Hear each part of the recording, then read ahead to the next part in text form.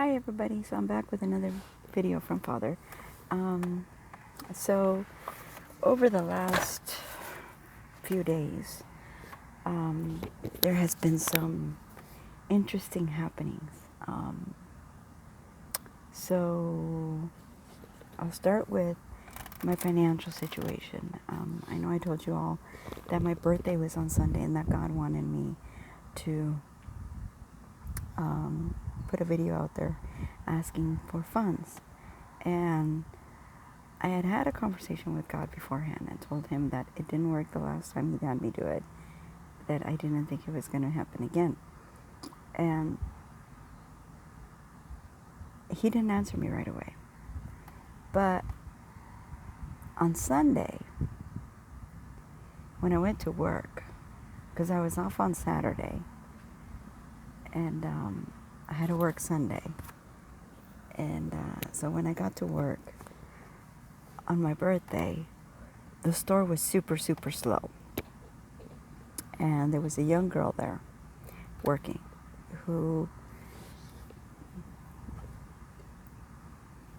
Father has shown me that she is a dabbler in witchcraft.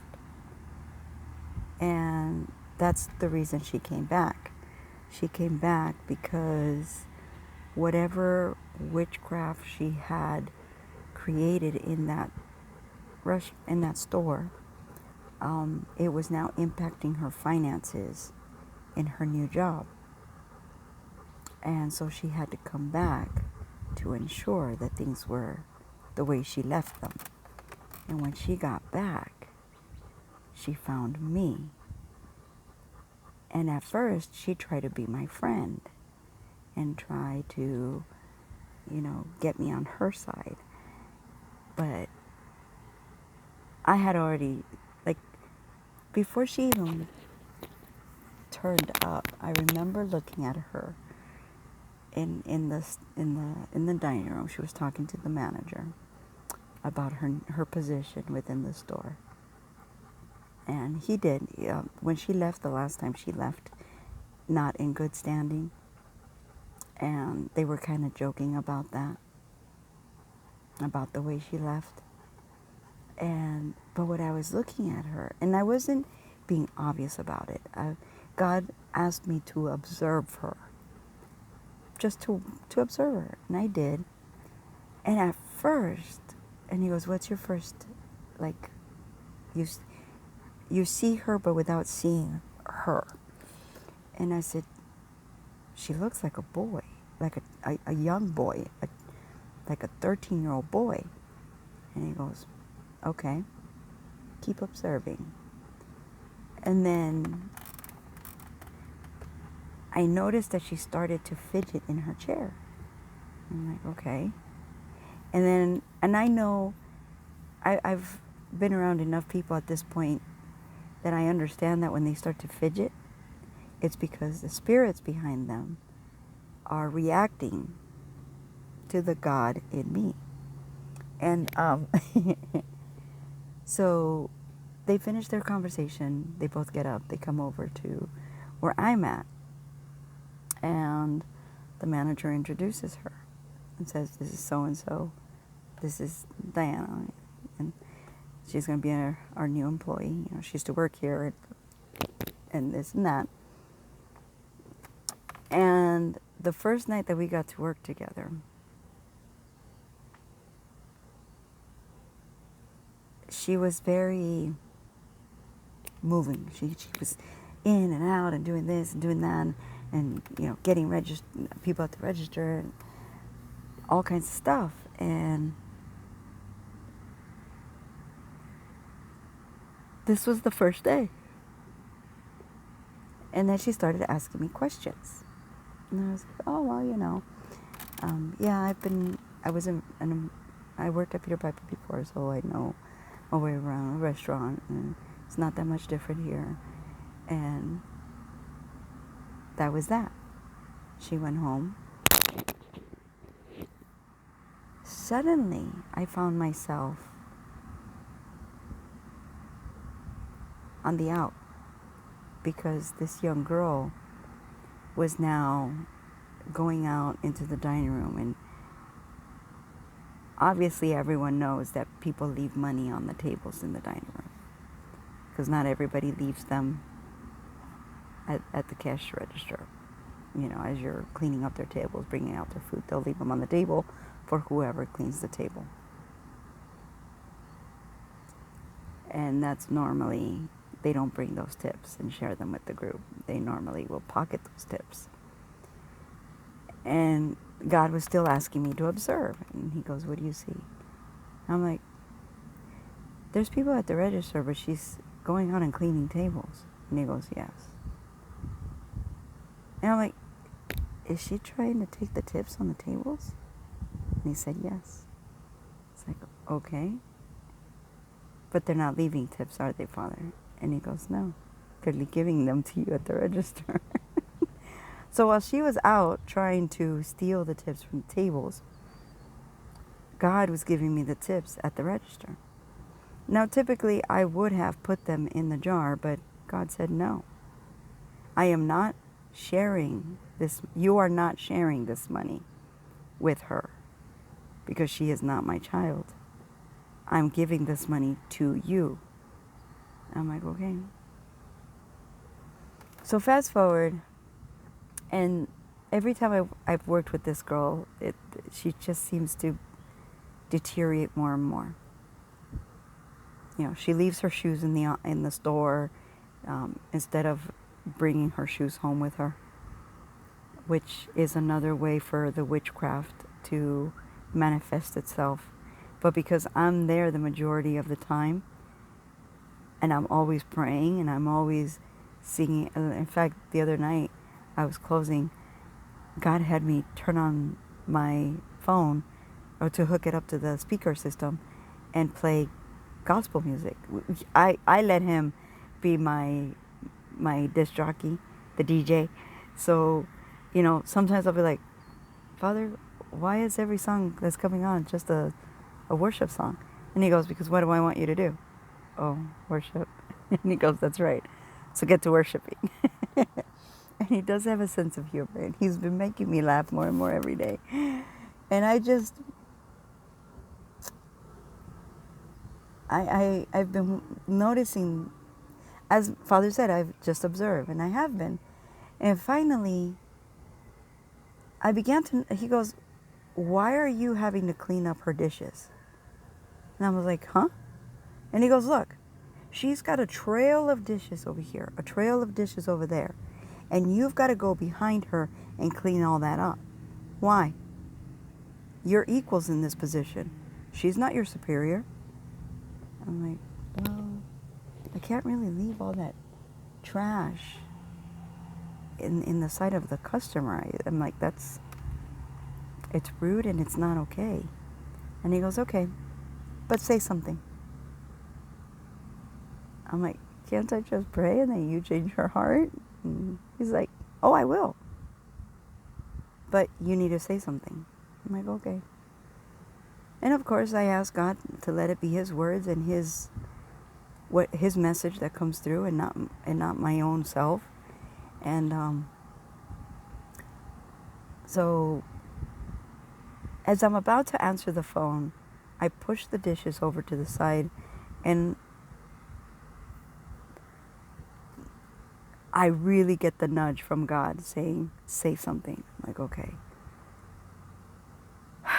So I answer the phone, I get the phone call taken care of, and as I'm walking back towards the dishes that were on the counter, and I went around the counter on the outside, and I grabbed the dishes, and as I'm coming towards the cash register, I looked at her and I said, I understand that you're in a hurry to clean the tables, and I really appreciate that.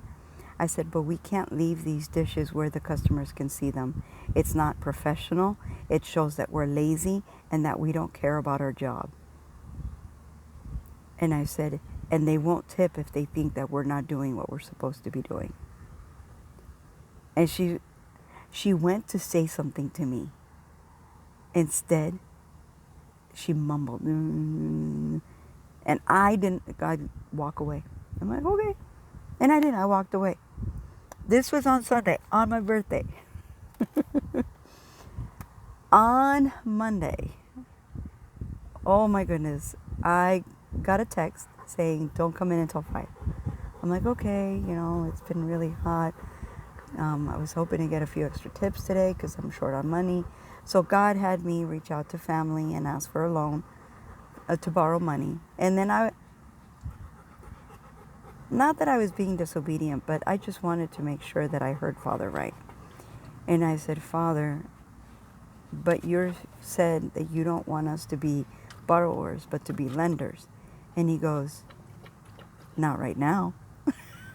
And I'm like, okay. And it wasn't funny on Monday. I'm laughing now because God, now that I look back, I'm like, wow, he's good.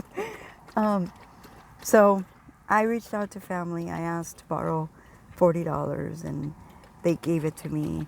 And then I had to reach out again and ask for another $40 because it wasn't enough. And now, this is where, back to Monday, okay?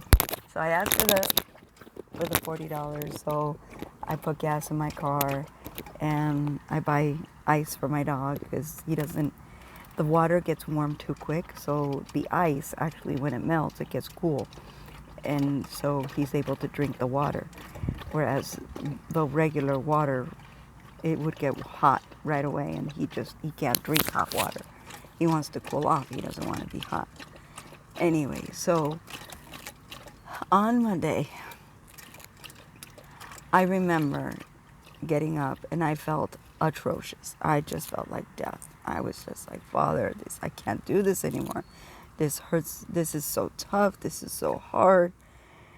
And he said, okay, go to do the things that you need to do and then go here. And I did. I brought my dog to the park, let him go to the bathroom, and then I went to where he told me to go. And I went to the park, to one park. And I was there, and then all of a sudden he started making me feel uncomfortable. I'm like, oh my God, I can't stay here. So I started driving, and then God told me, get on the freeway. I'm like, okay, so you're going to have me go to this other park. But on the way to the park, I stopped at this ice machine that I bought, where I buy ice. And there was a man there, and he was trying to get ice as well. And the man turns to me and he goes, it's out of ice. And I'm like, what? And I was like, Father, it's out of ice. How? I don't understand. This is a commercial business that this is what they do. They have this commercial building for that purpose of making ice. And he goes, the machine, there's nothing wrong with the machine. I just don't want you to get ice here. And then I look down at the ground and I find a dime and a penny. Now, the number 10 is God's order. In God's order, okay? The dime signifies full circle. The penny is the 1 cent. In that 11 cents, God said, the 1 cent has come full circle and is in God's order. And I was like, and then because the number 11 also stands for the gate, because the two ones make like the gate, and I heard the gate is open. And I was like, what gate? So I drive to where I'm supposed to go. And I stop, I get the ice, and then I drive and I get gas, and I drive to the other park that he wanted me to go to, and I'm sitting there and I'm fidgeting again. Yeah, well, I get to sleep for about 2 hours. And then that's it. I had to get up. It's like, okay, I know it's like noon, and there's no, with the park that I come to before I go to work, there's never any sun before 3 o'clock, or there's never any shade before 3 o'clock. So I was like, it's going to be hot, it's going to be awful, and God's like, you need to go. But before I left, he had me buy lunch. so I did. I got to here. I ate my food. I drank my drink, and I was feeling good. And then all of a sudden, it came on suddenly. I began getting these pains in my stomach, and I was like, "Oh my god! Oh my god! Oh my god!" I knew I had to go to the bathroom. Like it was that an emergency kind of thing. But it didn't give me warning. It just came on. Like it was just I was fine 1 second and the next I like if I didn't run to the bathroom and I didn't want to leave my dog in the car because it has been hot, and even though I have shades up and everything and I leave the windows partly open, it's not enough. It's still very, very hot in here. And I was worried because I didn't know how long I was going to be, because I knew I had a stomach issue. And so, not to be gross, but I did have an accident in my shorts. No, it didn't come out, but I had a, yeah. So I get to the bathroom after my dog decided that he had to go to the bathroom first. And so I get to the bathroom and I'm sitting there and I am drenched in sweat. And the only thing, the image that kept coming to me was when I was in the hospital giving birth. And I was like, Father, why do I keep seeing myself giving birth? And he goes, what do you think you're doing right now? I'm like, what? And I remember being so, and I just was like holding on for dear life. And I'm like, oh my gosh. And the revelation, and the revelation, and the revelation just kept coming and kept coming. Now, this is a word that Father told me I was going to have to give or record for you guys. But he wanted to add a few additional details before I did. So, before this, there is a prophet. Her name is Just Emily. She's been recently reposting words that Father has been giving her. And I have noticed that Father has her and I intertwined in our walk. She moves, I move. I move, she moves. Sometimes she's in front, sometimes I'm in front. Sometimes we're side by side. And this isn't about, oh, she's too young, she shouldn't be in front. This God does what he does. God is who he is. And there is nothing we can say or do that is going to change God's, the way he is. So I'm just grateful that he is using me in this way. And I didn't notice it at first until he started highlighting certain things that him and I were talking about in her words. And I was like, why is she saying this? You had me and you had, and he goes, what does that mean? And I'm like, I don't understand. So all of this revelation has happened in the last week. Okay. In anticipation of what was going to happen on Monday. Now remember, my birthday was on Sunday. I was birthing my blessings on Monday. It's not going to happen the same for everyone. But this is just the way he's leading me, because this happens to be the way that my timeline is, because of what happened to me in my childhood, because of the things that happened that put me on this path that I am right now, and the things that happened that put witchcraft in my path, that God allowed for a seasons, because it was many, because he was protecting me. But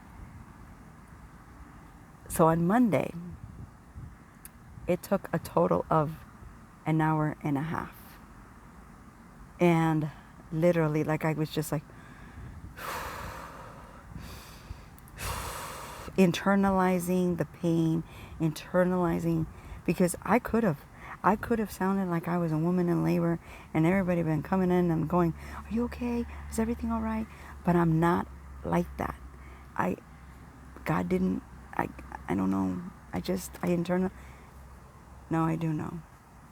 When I was a child, the woman that raised me would beat me. And she would lash me with lamp cords. And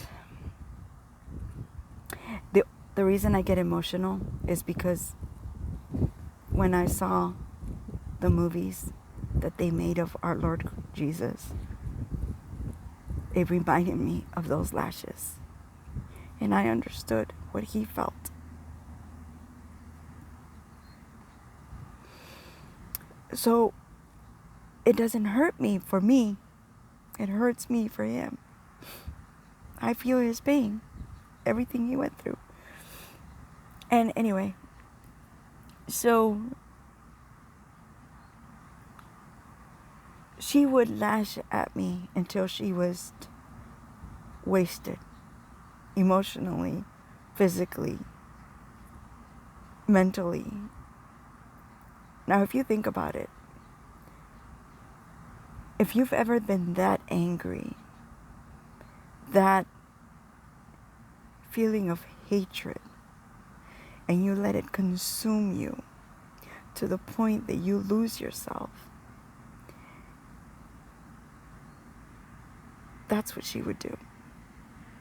Whatever went on with her and my dad, she would take it out on me. And she found that the more pain she could inflict on me, the better she felt.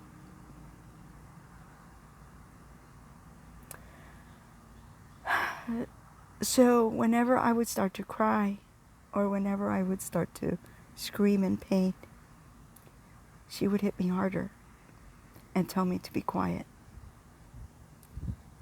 And the more I screamed, the more I yelled, the harder she hit.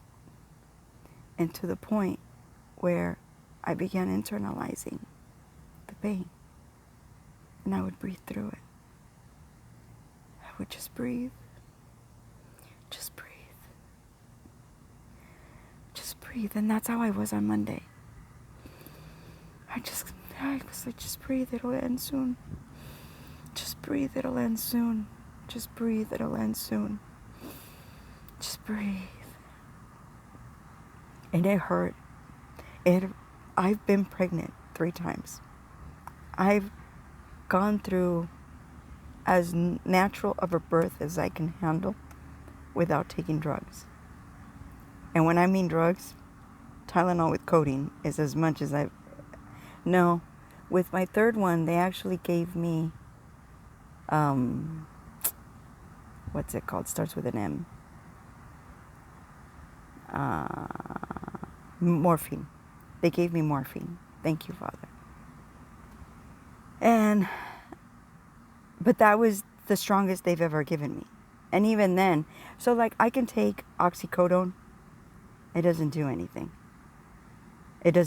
All it makes me feel is like I had a beer. That's it. But it doesn't do anything to remove the pain. So I've learned to breathe through it, to deal with it naturally so that I don't have to take any of that medication. So I gave birth.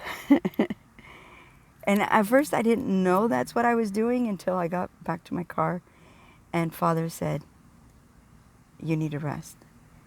And I'm like, rest? Why do I need to rest? And he goes, you just gave birth. You rest. I'm like, birth? What do you... And he goes, what did you do after you gave birth to each one of your children? I fell asleep. You need to sleep. I'm like, okay. So I set my alarm clock so I wouldn't oversleep. I set it for 2 hours. Or not 2 hours. I set it for an hour and a half. And I woke up in an hour and a half.